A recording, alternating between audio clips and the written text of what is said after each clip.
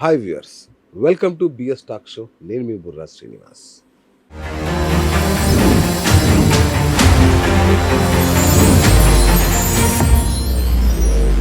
మన జీవితంలో అనేక సంఘటనలు, అది అదృష్టమైన సంఘటనలు కావచ్చు, దురదృష్టకరమైన సంఘటనలు కావచ్చు, కానీ వాటి కారణం ఏంటో మనకు తెలియదు.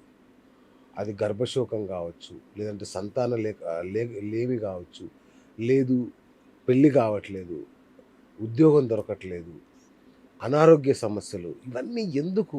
వీటి రీజన్ ఏంటో మనకు అర్థం కాదు. కొందరు ఏమంటారు, ఇది గ్రహ దోషం కావచ్చు, గ్రహాల ప్రభావం అంటారు. మరికొందరేమో ఇది నరదిష్టి కావచ్చు అంటారు. ఇంకొందరేమో మీకెవరో చేతబడి చేశారంటారు. ఇట్లా రకరకాల రీజన్స్లో మనకు అనేక సమస్యలు వెంటాడుతుంటాయి. మరి ఈ చిక్కుముడి ఎవరు విప్పాలి? ఏది కరెక్ట్, ఏది తప్పు తెలుసుకోవాలి కదా. మన జీవితంలో జరిగే వాటిని సరిదిద్దుకోవాలి కదా. అందుకోసం ఇవాళ నాకు ముఖ్యంగా నేను బ్రాండేజ్ చెప్పగలిగి నమ్మకమైన జ్యోతిష్యుడు ఇవాళ మన స్టూడియోలో ఉన్నారు. వారే సుమన్ శర్మ గారు ఇవాళ మన స్టూడియోలో ఉన్నారు. మరి వారు, మీరు ఏం చెప్పక్కర్లేదు. మీరు అలా ఫోన్ చేసి, గురుగారు నా టైమ్ ఆఫ్ బర్త్ ఇది, నా డేట్ ఆఫ్ బర్త్ ఇది అని ఒక్క మాట చెప్పండి చాలు. మిగతా మీ కష్టాలు ఏవి ఆయనకు చెప్పుకోక్కర్లా. అత్యద్భుతంగా భూత భవిష్యత్ వర్తమానాల్ని అలా మీ పక్కింట్లో ఉండి ఒక 2-3 నెలలు అధ్యయనం చేసి ఇవన్నీ చెప్తున్నాడని మీకు అనిపించకపోతే నన్ను అడగొచ్చు మీరు ఎప్పుడైనా ఫోన్ చేసి. అంత నిష్ణాతుడు. అనేక పిహెచ్డీలు, అంటే ఈ జ్యోతిషంలో ముహూర్తాలు కావచ్చు, ఇట్లాంటి రకరకాల టాపిక్స్ మీద పిహెచ్డీలు సాధించిన అరుదైన వ్యక్తి ఆయన, అరుదైన జ్యోతిష్యులు. మరి వాళ్ళ మన స్టూడియోలో ఉన్నారు. చాలా సంతోషం నాకు. మరి వారిని అడిగి మన నిత్య జీవితంలో మనం ఎదుర్కొంటున్న అనేక సమస్యలకి పరిష్కారాలు ఏంటో కనుక్కునే ప్రయత్నం చేద్దాం. గురుగారు నమస్కారం. నమస్కారం అండి. ఎలా ఉన్నారు గురుగారు? బాగుంటున్నాను. చాలా రోజుల తర్వాత. రైట్ గురుజీ, ఇప్పుడు జ్యేష్ఠ అధిక మాసం అని అంటున్నారు. ఇప్పుడు నడుస్తున్న దాన్ని బహుశా ఈ నెల 17-18 స్టార్ట్ అయింది. ముహూర్తాలు ఏమి ఉండవంటున్నారు. ఏంటి గురుగారు అసలు ఇది? ఓం శివాయ గురవే నమః, శ్రీ భద్రకాళీ మాత్రే నమః. మనకి మీరు కనుక అబ్జర్వ్ చేసినట్లయితే పండుగలలో ఒక్కొక్కసారి ఒక్కొక్క పండుగ కొన్ని నెలలలో కానివ్వండి, కొన్ని డేట్స్లో వేరియేషన్స్ రావచ్చు. కానీ మనకి మకర సంక్రాంతి మాత్రం ఖచ్చితంగా ఇది జనవరి 14th కానీ జనవరి 15th కానీ వస్తూ ఉంటుంది.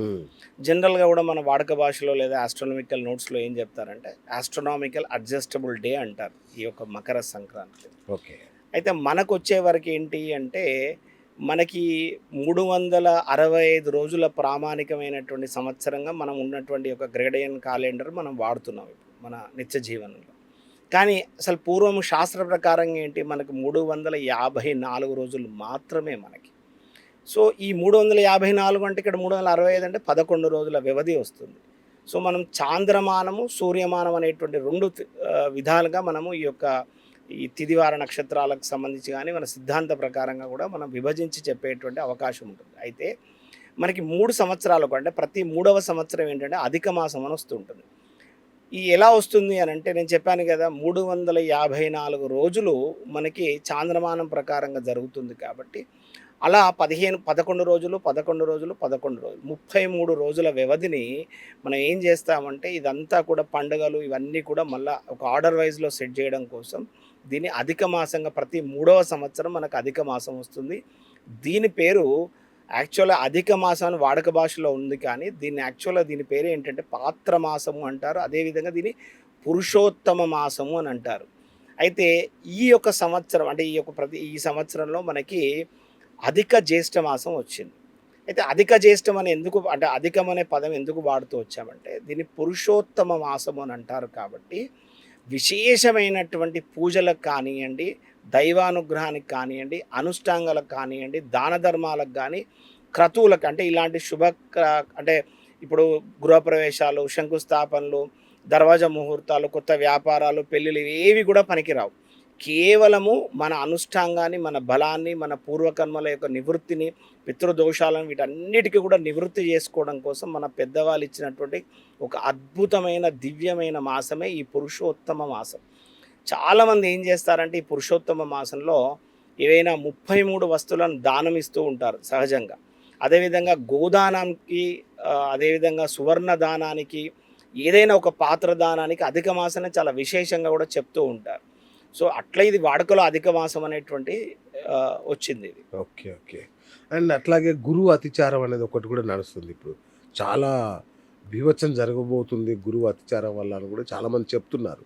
అసలేంటి గురూజీ గురువు అతిచారం ఇది? జనరల్‌గా శని అయినా, గురువైనా జనరల్‌గా అతిచారం అనేది జరుగుతూనే ఉంటుంది. గ్రహాలలో కుజుడు ఒకడు స్తంభించి ఎక్కువ కాలం ఒక రాశిలో ఉండడానికి కూడా అవకాశాలుంటాయి. ఓకే. అంటే సర్వసాధారణంగా ప్రతి 2, 3 ఏళ్లకోసారి ఇది జరుగుతూనే ఉంటది. దీన్ని బాగా ఏదో ఒక భయపెట్టే అంశమేం కాదు.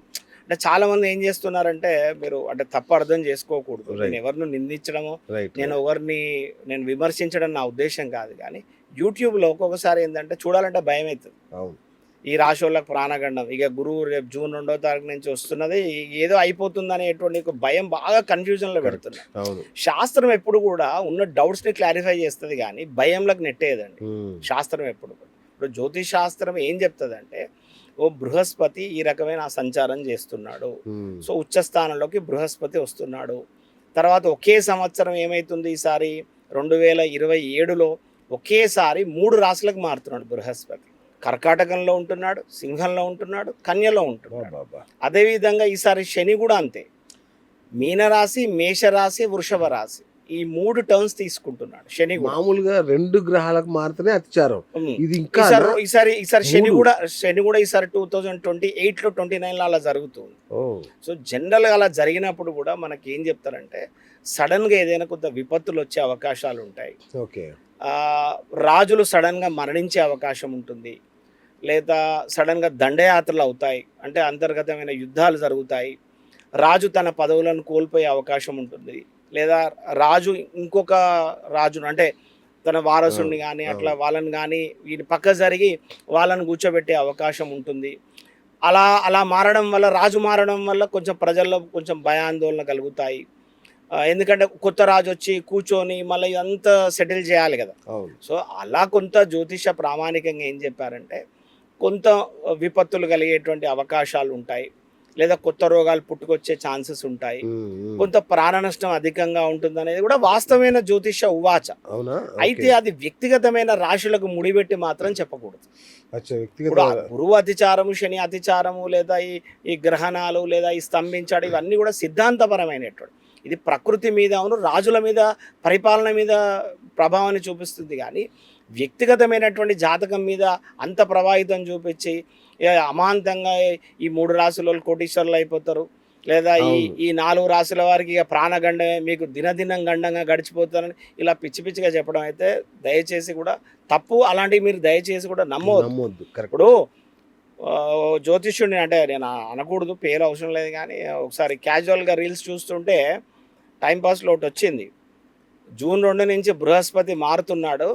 ఈ 3 రాశుల వాళ్ళు 100 కోట్ల రూపాయలు సంపాదించకపోతే ఛాలెంజ్ నాకు ఫోన్ చేయండి అని అంటున్నాయి. అంటే 12 మందిలో 3 రాశులకు కోటీశ్వర్లు 100 కోటీశ్వర్లు అయితే అంటే మీరు చెప్పిన దాని ప్రకారం ఏంటి ప్రతి 12 మందిలో 3 కోటీశ్వరులు అయిపోతారు. సాధ్యమేనా? సాధ్యమేనా? అది ఏమవుతుందంటే ఇలాంటి ఇవాళ ఏదో వ్యూస్ పెరుగుతాయనో తన సైడ్ నలుగురు అట్రాక్ట్ అవుతారనో లేదా బలహీనమైన వాళ్ళు అట్రాక్ట్ అయ్యే ఛాన్సెస్ ఉంటాయి కదా. సో దానికోసము ఈ అద్భుతమైనటువంటి ఒక శాస్త్రాన్ని హేళన చేయడానికి తప్పితే వాస్తవంగా సర్వసాధారణంగా గ్రహణాలు, అతిచారాలు, స్తంభనలు జరుగుతూనే ఉంటాయి. దాన్ని అంత పెద్ద ప్రాముఖ్యత ఇచ్చి ఇక దీని మీదనే పెద్ద టాపిక్ అంతా చెప్పి దీన్నే మనం బాగా చర్చించాల్సిన అంశం ఏం లేదు. కాకపోతే దేవగురు అయినటువంటి ఒక బృహస్పతి ఒకేసారి 3 రాశులు అంటే ఒకే సంవత్సరం 3 రాశులలో కనుక మారినట్లు కనుక అయితే పెద్ద ఎత్తున చాలా పెద్ద ఎత్తున అంటే లక్షలు అనుకోండి లేదా కోట్లు అనుకోరాదండి మరణాలు సంభవించే అవకాశాలు కానీ ఏదైనా ఒక వ్యాధి వ్యాప్తి చెందడం కానీ యుద్ధాల ద్వారా నష్టపోవడం కానీ కొంచెం కరువు కాటకాలు ఏర్పడతాయి అనేటువంటిది జ్యోతిష ఉవాచ.